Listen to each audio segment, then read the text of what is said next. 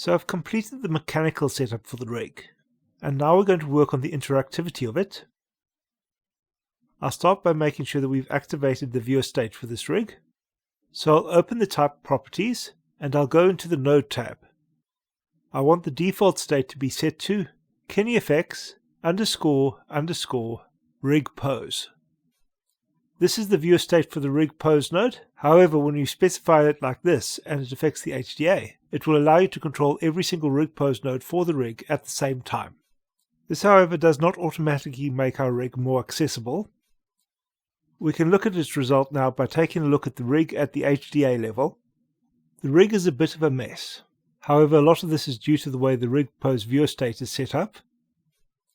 We have a lot of points showing, and a lot of the lines used for the parenting of the rig are also visible.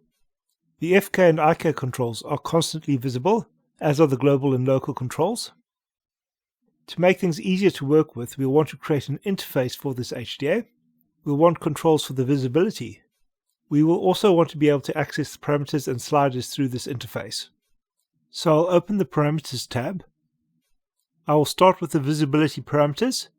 These will be simple on-off switches, so I'm going to use a toggle, and in this case I want to be able to toggle the visibility of my IK controls and of my FK controls. I'll call the first of these IK controls. The label will also be IK controls. The second toggle I'll name FK controls, and the label will be FK controls as well. I can then apply and the parameters will be added to the interface. We can then open the parameter interface in a separate window so it is easier to access. I'll now start working on the visibility, and I can start by activating the visibility nodes that have been bypassed, and the first node will be the visibility for the IK controls. I can activate this visibility node, and this node is hiding everything that is not in the visibility group, and this group is from our attached controls geometry, and the group is called KineFX controls. Everything that is not in this group is currently being hidden. I'm not particularly happy with the naming of this group, however, so I'm going to change it, and I'll change it in the attached control geometry node, where I will change the control group name parameter to IK controls. The visibility node can then be updated to use this group, so it will refer to my IK controls. So now I want to be able to toggle this visibility, so I want to make a switch for this visibility. I'll start by duplicating the visibility node. I'll then get a switch node. I'll then connect both visibility nodes to the switch node, and they'll connect just before my pose node. In the first of the visibility nodes, I'll use an asterisk to make sure that I'm selecting everything. I'll then set this node to hide the selected primitives.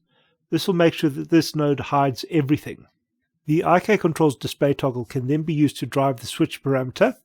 The IK controls toggle will now allow us to determine whether the IK controls are visible or not.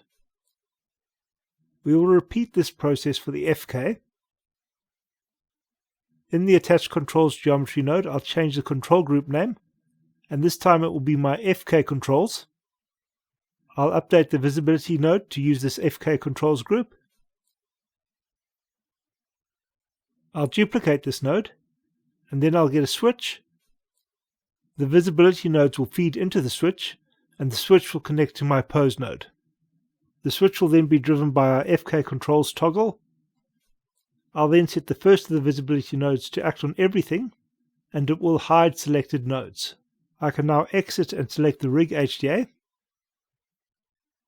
I'll right-click in the viewport and I'll hide the joints.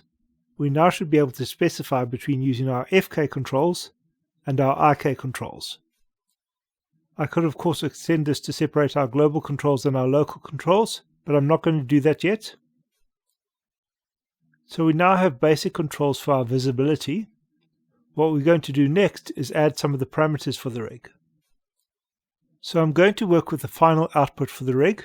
Our setup here will be performed after the bone deform node and before the final output. We'll get a switch node. This node will be connected after my deformed mesh and before the final output. This will give us an option for the display of the mesh, but I'll also want an option for the display of the skeleton, so I'll connect this to the object merge where I reference the final animation. In this case I've named the node animation merge and I've given it a green color. This will be connected to the switch, and I'll attach a visibility node to this. I'll set this node to work on the FK controls group.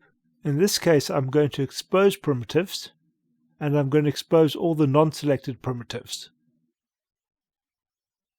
We'll need to add a parameter to control the switch, so we'll open the type properties for the HDA, and we'll go to the parameters tab. I'll add an ordered menu to this tab, and I'll call this ordered menu display. It will have the same name and label. I can then go to the menu tab. We'll start by adding our first token, which will be token 0, and this will be our mesh. The second token will be 1, and this will be for our skeleton. I can then apply the changes. We have created a display ordered menu, and I'll drag and drop this onto our switch so that it will drive it. I can extend these display options, and there is a value that I want to add to them. So I'm going to get a null, and this will become the first entry to my switch node.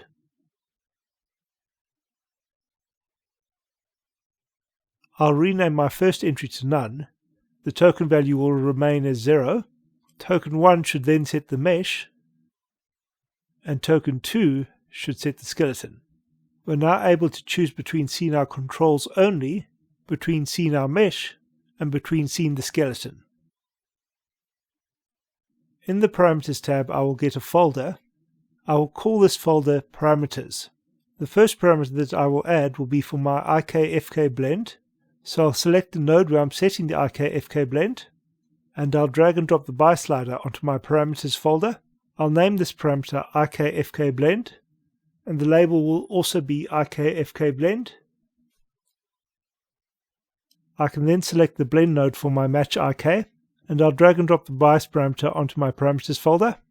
This parameter will have the name and the label match IK. The next parameters to add will be our global local sliders for the head and for the abdomen. I'll start with the head, and I'll drag the bias slider onto my parameters folder. I'll call this head global local. The label will also be head global local. I'll then select the blend node for the abdomen controls. We'll drag the bias slider onto my parameters folder, and this will be called our abdomen global local, and the name and the label will be the same. We should now be able to blend between the global and the local controls. I should be able to pose my rig with my IK controls. The rig can be displayed as either a mesh or a skeleton. I should also be able to pose with the FK controls. We have the IK-FK blending working now, and I can also use the IK-FK matching. And so we've now reached the first major milestone with this rig. We have a workable rig, and this rig can be animated. It is also at the stage where I can give it to an animator so that they can start blocking out animation, and we should be able to export that animation to use on more complete rigs.